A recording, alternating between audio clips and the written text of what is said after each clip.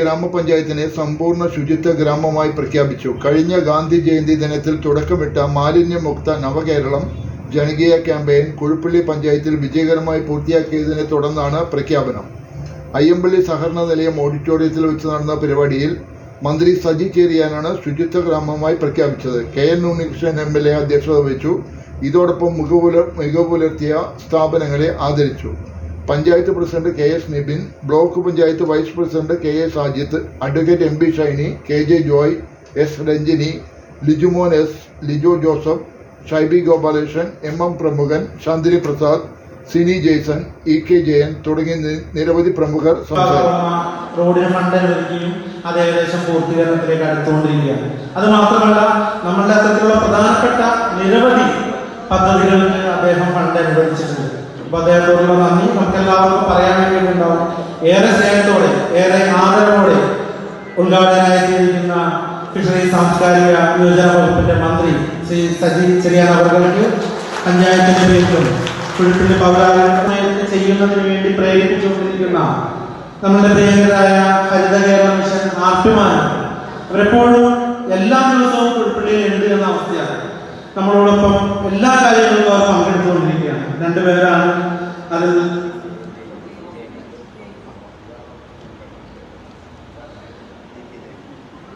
അദ്ദേഹത്തെ ശ്രീ ദേവരാജന്മാർ, ശ്രീ മനോഹരൻ സാർ രണ്ടുപേരെയും ഏറെ സ്നേഹാദരങ്ങളോടെ ഈ വേദിയിലേക്ക് സ്വാഗതം ചെയ്യുന്നു.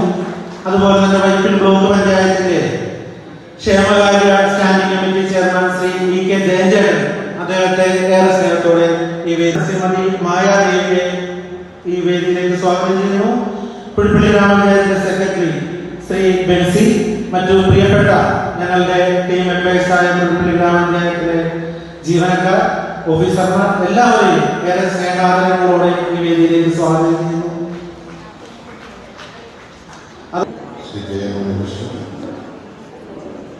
സ്വാഗതം പറഞ്ഞ കുഴുപ്പള്ളി ഗ്രാമപഞ്ചായത്തിന്റെ സമർത്ഥനായ പ്രസിഡന്റ് ശ്രീ KS നിബിൻ, വേദിയിലുള്ള ജില്ലാ പഞ്ചായത്ത് അംഗം Shri MB Shaini, vice president KS Sajith, block panchayat ഗ്രാമപഞ്ചായത്ത് വൈസ് പ്രസിഡന്റ് ശ്രീമതി സിനി ജെയ്സൺ, വേദിയിൽ സദസ്സിലുമുള്ള ജനപ്രതിനിധികളെ, സഹോദരി സഹോദരന്മാരെ, സുഹൃത്തുക്കളെ, കേരള സർക്കാരിൻ്റെ ഏറ്റവും സ്വപ്ന പദ്ധതിയാണ് മാലിന്യമുക്ത നവകേരളം.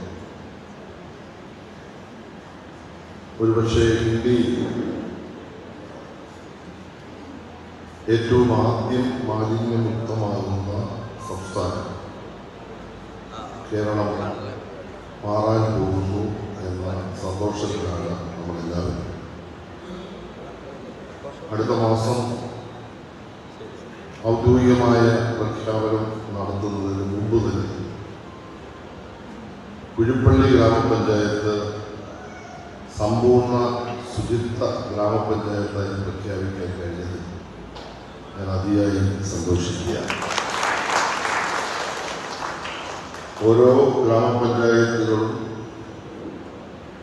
സമ്പൂർണ്ണ മാലിന്യവിമുക്ത പഞ്ചായത്തുകളായി പ്രഖ്യാപിച്ച് സംസ്ഥാനം ഈ പ്രഖ്യാപനത്തിലേക്ക് എത്തുമ്പോൾ ഒരു വലിയ നേട്ടമാണ് നമ്മളെ സംബന്ധിച്ച് ഉണ്ടാകുന്നത്. മാലിന്യം നമ്മുടെ ജീവിതത്തിൽ ഒഴിവാക്കപ്പെടേണ്ട ഒരു പ്രധാന വസ്തുവായി മാറിയിരിക്കുകയാണ്. ഓരോ നാടിൻ്റെ വികസനത്തിനും പക്ഷേ അത് പരമപ്രധാനമാണ്. പല വിദേശ രാജ്യങ്ങളിലും പോകുമ്പോൾ നമുക്ക് റോഡിൽ കിടന്നുറങ്ങാതെ,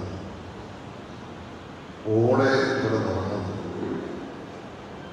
ഒരു വിദേശ രാജ്യത്ത് ഞാൻ പോയപ്പോൾ ഞാൻ ഇവിടുത്തെ ഓട കണ്ടിട്ട് അങ്ങോട്ട് പോയത്. ഇത് 10 വർഷം മുമ്പ്. ഇവിടുത്തെ ഓട കണ്ട ഇപ്പോൾ വെച്ച് മാത്രം 10 വർഷം മുമ്പ് ഓടയെ പറ്റി പറയേണ്ട കാര്യം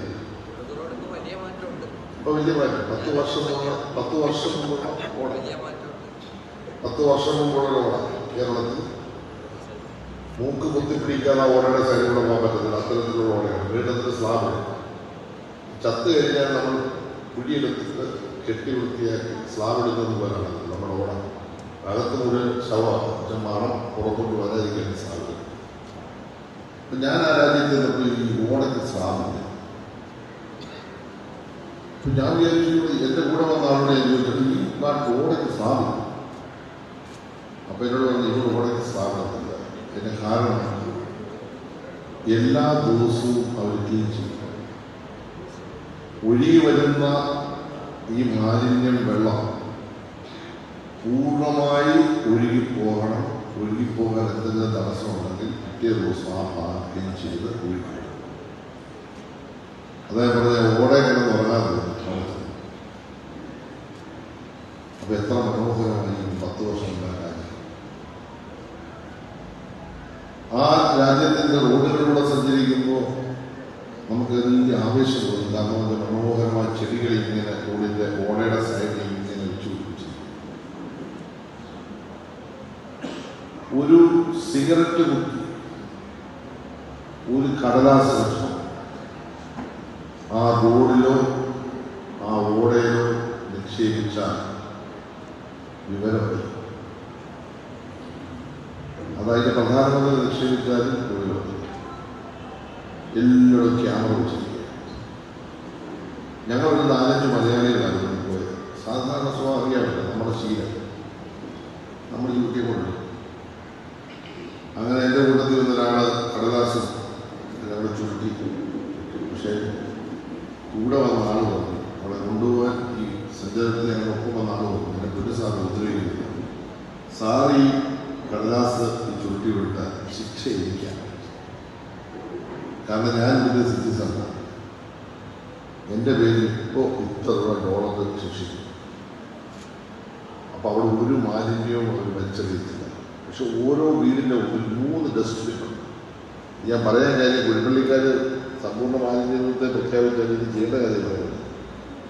3 ഡസ്റ്റ്ബിനുണ്ട്. ഒന്ന് ജൈവ മാലിന്യം, ആ വീട്ടിലെ ജൈവ മാലിന്യം ഇല്ല. 2 പ്ലാസ്റ്റിക് മാലിന്യം, അജൈവ മാലിന്യം. 3 ഈ അജൈവ മാലിന്യം തന്നെ കാറ്റഗറൈസ് ചെയ്യും. ചെരുപ്പ്, അങ്ങനെയൊക്കെയുള്ള പ്ലാസ്റ്റിക് അല്ലാത്ത തോല്, ഇതിങ്ങനെ 3 ബോക്സ് എഴുതി. എല്ലാ വീടിൻ്റെ മുമ്പിൽ 3 ബോക്സ്, പച്ച, നീല, ചോല. ഈ വലുപ്പം കാണും. പ്രസിഡന്റ് ഈ വലുപ്പം കാണും. ആദ്യം എനിക്ക് പറയാനുള്ളത്, എത്ര പട്ടിണിയാണെങ്കിലും MLA കൂടി മുൻകൈയെടുത്ത് 3 ബോക്സ് വേണ്ട, 2 ബോക്സ് ജൈവമാലിന്യം, അജൈവ മാലിന്യം എല്ലാ വീടിൻ്റെ മുമ്പിൽ ബോക്സ് വെക്കണം. വീട്ടുകാരൻ രാത്രി കിടക്കുന്നതിന് മുമ്പ് ഈ ബോക്സിൽ ആ വീട്ടിലെ മാലിന്യം നിക്ഷേപിച്ചിരിക്കും. നമ്മുടെ വീട്ടിലെങ്ങനെ പൊതിഞ്ഞു കെട്ടി കസേരയുടെ ഉള്ളോട്ട് വരും. രാവിലെ എഴുന്നേറ്റിട്ട് എവിടെയും കൊണ്ട് തള്ളാൻ ആരുടെ എഴുന്നേറ്റ്, അല്ലെങ്കിൽ വൈകിട്ട് എന്തെങ്കിലും സൗകര്യം ഉണ്ടെങ്കിൽ ആരുടെ എഴുന്നേറ്റ് തള്ളാനായിട്ട് പോകും. പറ്റിയില്ലെങ്കിൽ പൊതിഞ്ഞു കൊടുക്കും. പൊതിഞ്ഞു വെച്ചാൽ ശിക്ഷയാണ്. രാത്രിയിൽ വെക്കുന്ന സാധനം വെളുപ്പിനെ 4 മണിക്ക് കോർപ്പറേഷൻ, മുനിസിപ്പാലിറ്റി, പഞ്ചായത്തിൻ്റെ ആളുകൾ വരും. ഇപ്പം നമ്മുടെ ഹരിത സേനാംഗങ്ങളെ സഹോദരിമാരെ അതിൽ പോകുന്ന പോലെ വീടുകളിൽ പോകില്ല. ആ വീടിൻ്റെ മുറ്റത്ത് വരും. വീടാകുന്നതല്ല, അവിടെ വണ്ടി വരും. അതിനെ ഫുള്ളി ഓട്ടോമാറ്റിക് വണ്ടിയാണ്. ആ വണ്ടിയൊക്കെ ഇറങ്ങി 25 വർഷം കഴിയുമ്പോൾ ഇപ്പോൾ അതൊന്നുമില്ല. ആ ദിവസവും ഏറ്റെടുത്താണ് ജൈവമാലിന്യം, അജൈവമാലിന്യം. ഒരിടത്തും മാലിന്യം വലിച്ചെറിയാൻ പറ്റില്ല. കടുത്ത ശിക്ഷയാണ്. പഞ്ചായത്തിന് വരുമാനം ഉണ്ടാക്കാൻ പറ്റുന്ന തീരുമാനം ഇവിടെ വലിച്ചെറിഞ്ഞാൽ 5000 രൂപ ശിക്ഷിക്കും. ഓർമ്മ വരാതിരുന്നില്ല. അന്ന് വലിച്ചെറിയുന്നില്ല. ക്യാമറ ഉണ്ടായിരുന്നു. ഒരു 4 എണ്ണത്തിന് പണി കൊടുക്കുമ്പോൾ അപ്പം ഇതൊക്കെ നമ്മളെന്തിനാ പഠിക്കണമെന്ന് ഞാൻ പറയുന്നത്. ഒന്ന്, മാരക രോഗങ്ങൾ ഉണ്ടാകാൻ സാധ്യതയുള്ള ഒരു കാലത്ത് വൃത്തിയും വെളുപ്പും ശുദ്ധിയും ആവശ്യമാണ്. ഏറ്റവും പ്രധാനപ്പെട്ട ഇപ്പൊ നമ്മുടെ തീരദേശ മേഖലയിൽ ഞങ്ങളുടെ മത്സ്യബന്ധന ഒരു പരിപാടി, ശുദ്ധ സാഗരം സുന്ദര തീരം. നിങ്ങളെല്ലാം ഞാൻ വെൽക്കം ചെയ്യണം. ഏപ്രിൽ 14 രാവിലെ 8 മണിക്ക് കേരളത്തിന്റെ തീരം 600 കിലോമീറ്റർ ദൈർഘ്യത്തിൽ ശുചിത്വ സാഗരം സുന്ദര തീരം. അതിന്റെ സുന്ദര തീരം സൃഷ്ടിക്കാൻ പോകും. പിന്നെ സാഗരം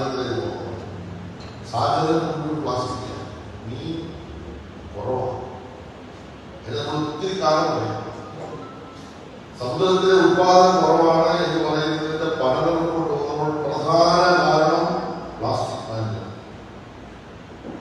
ഞാൻ കൊല്ലത്ത് കഴിഞ്ഞ ദിവസം ഒരു മീറ്റിംഗ് പങ്കെടുക്കാൻ പോകുമ്പോൾ നടക്കാൻ പോയപ്പോൾ കൊല്ലത്തിന്റെ തീരപ്രദേശത്ത് കെട്ടിക്കിടക്കുന്നു. അപ്പൊ ഫിഷറീസ് വകുപ്പിനൊക്കെ ചർച്ച ചെയ്ത് കഴിഞ്ഞ ദിവസം മീറ്റിംഗ് കൊണ്ടിട്ട് ഞാൻ വിമർശനം ഉന്നയിച്ചു. 80 ലക്ഷം രൂപ കേട്ടോ നമ്മൾ 80 ലക്ഷം 500 ലോഡ് സാധനമാണ് കൊല്ലത്ത് കിട്ടുന്നത്. ഈ റോഡ് സൈഡ് 500 ലോഡ് പ്ലാസ്റ്റിക് മാലിന്യം കടലോട്ട് വരുന്നതിന്റെ അവസ്ഥ. കടലോട്ട് പോകുമ്പോൾ കടൽ എന്തെങ്കിലും കുടിക്കുകയാണ്. നമ്മൾ ആകെ ദിവസം നമ്മൾ വാങ്ങാൻ വേണ്ടി 70 ലക്ഷം രൂപ ശുദ്ധ സാധനത്തിൽ വാങ്ങുന്നതിന് കൊടുക്കും.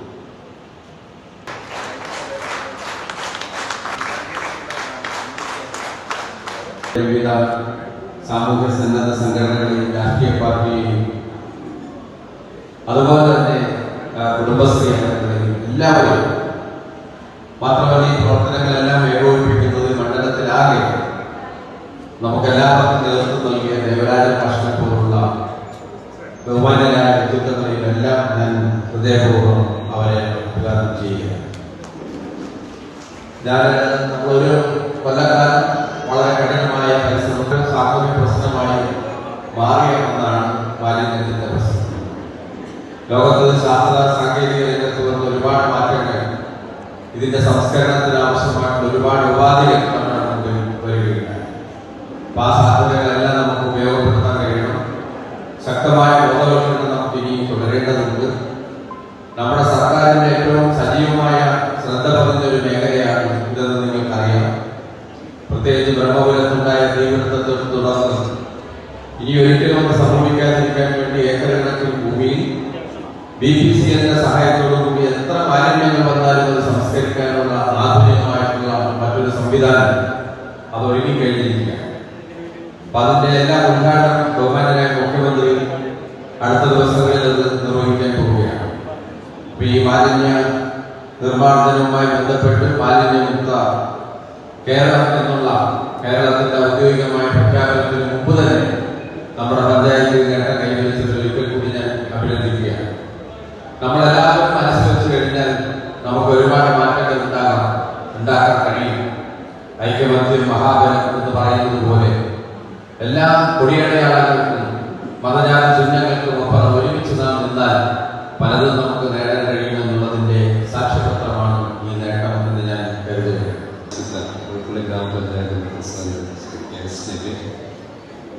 വേദിയിലെ പ്രമുഖരായിട്ടുള്ള ജനപ്രതിനിധികളെ, ഹരിത മിഷന്റെ ആർപിമാരായിട്ടുള്ള ദേവരാജൻ മാഷ്, അതുപോലെ മനോഹരൻ സാർ, മറ്റ് ഉദ്യോഗസ്ഥരെ, പ്രിയപ്പെട്ടവരെ, വളരെ സന്തോഷത്തോടെയാണ് ഈ വേദിയിൽ നിൽക്കുന്നത്.